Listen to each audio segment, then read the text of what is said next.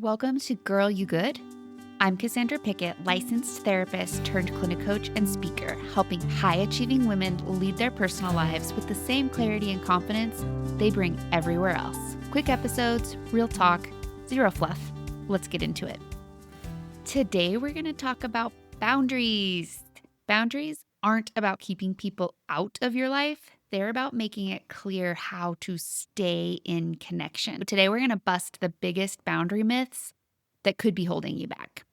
Let's kick things off with a conversation I have all the time with high-achieving women in my practice, especially the ones who lead like pros at work, but feel stuck when it comes to setting boundaries at home. Here's the truth. Boundaries create trust and connection, but so many of us have been taught to believe the opposite. Let's get into the 4 myths around boundaries that are probably shaping how you show up at home without even realizing it. So that first myth, boundaries damage relationships. It's the lack of boundaries that damages relationships. Picture this friend. They say yes to every favor. They never pick the restaurant. If you need them to do something, they're a quick yes, no matter what, even if their life's burning down. But do you ever trust that their yes is actually a yes? Or is this the friend that you're like, don't say yes, think about it. I don't want to burden you. I'm worried that if I ask you for support, you're going to give it when you don't have it to give. Do you ever feel a little uneasy with this friend? Like they're agreeing just to avoid conflict or to make you happy and that you might be asking too much? That is one example of how a lack of boundaries breeds a lack of trust. Because if I'm not sure you'll tell me the truth about what works for you, I can't fully trust our connection. Boundaries, when done well, increase safety and clarity. They make room for mutual respect. Boundaries don't push people away. They tell people how to be close to you. I talk with women all the time that are like, I know what boundary I want to set, but I don't want to damage this relationship. I'm going to see them at networking. I'm going to be sitting next to them at Thanksgiving dinner. I don't want to hurt it. And that is a myth. Relationships with clear boundaries are easier to be in and be in strong connection. Myth number 2, the other person has to agree with or like my boundary. This one is sneaky because it sounds like I tried setting a boundary, but they pushed back. I said what I needed, but they didn't understand, and I got sick of talking about it, so I just gave up. I told them what I needed and they got mad at me. But here's the reframe. People don't have to agree with your boundary. Stay with me. People don't have to agree with your boundary. They just have to cooperate with it if they want to be having continued access to you in that area of your life. Let's say, for example, you tell your partner, I need one weekend morning to myself. They pout, they make comments. That doesn't mean you were wrong to ask for what you need. It means your partner is adjusting to the new terms and they're either going to be cooperative or they're not going to be cooperative. It's uncomfortable for them and maybe for you too. We love homeostasis. So anytime a new boundary is placed, it's like new rules in a game.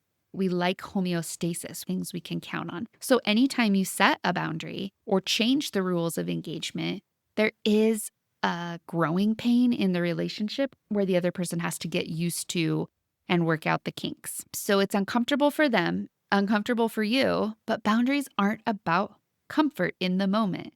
They're about clarity and sustainability, which will build long-term comfort, which is much more important than always feeling at peace every moment. You aren't asking for permission, you're offering structure with a boundary. You're not saying, I want you to love me having a weekend to myself every weekend. You're saying, I'm going to need you to cooperate with this so we can stay in strong connection with my really reasonable ask. There are boundary violators and boundary crossers. There is a difference between them. I have a quick training video on how to spot the difference and why it's important. I'll go ahead and link that into the show notes so you have access to it if that's something you're dealing with, which is a little bit different than the topic we're on today. Myth number 3, boundaries are too uncomfortable for me. Here's what your brain is doing behind the scenes. We love that homeostasis. It loves the familiar, even if familiar is overwhelming or exhausting or flat out not working.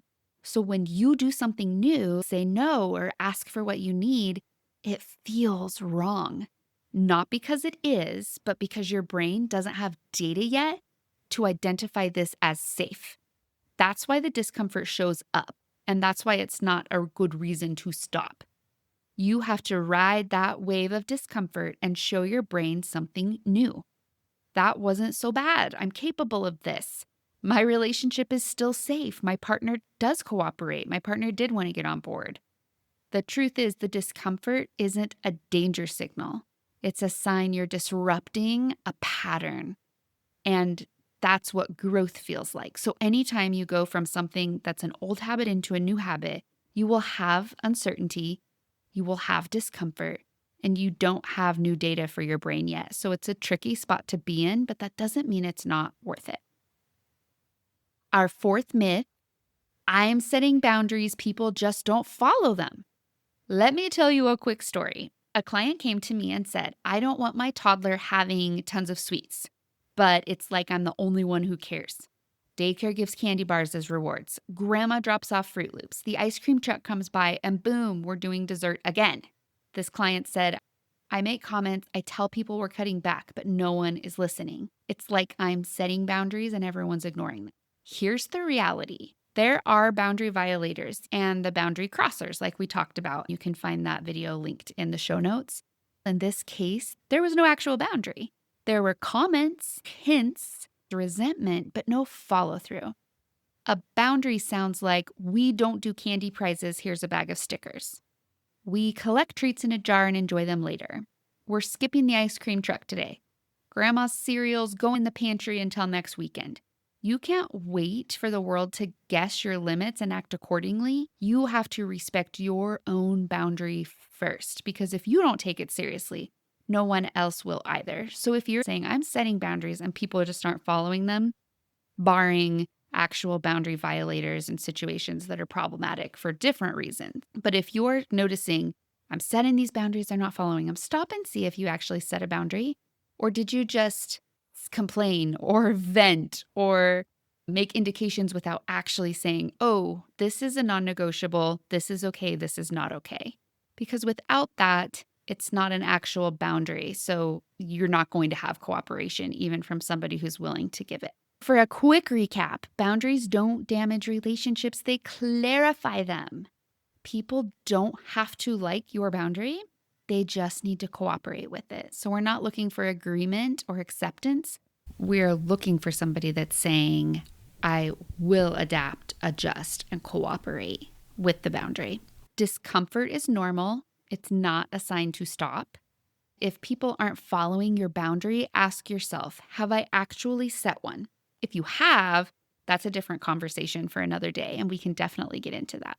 A lot of people that I'm working with will stop and be like, now that you mention it, I did not formally set a boundary. I set one in my mind and I made a comment and it got blown off and I got bulldozed over, but I didn't come back to it. I didn't stop the conversation and say, whoa, I'm serious. I'm setting a boundary here. This is okay. This is not okay. In closing, I want you to know you are allowed to protect what matters to you. You are allowed to make changes in your life. You're allowed to stop over-functioning just because you're really good at it. Boundaries aren't selfish, they're strategic. I like to tell my clients to stop saying selfish and say self-full. And you can lead your personal life with the same clarity and confidence you bring to the boardroom. If this episode resonated with you, hit follow, share this episode with a friend who's overextending herself. We're just getting started. Talk to you soon.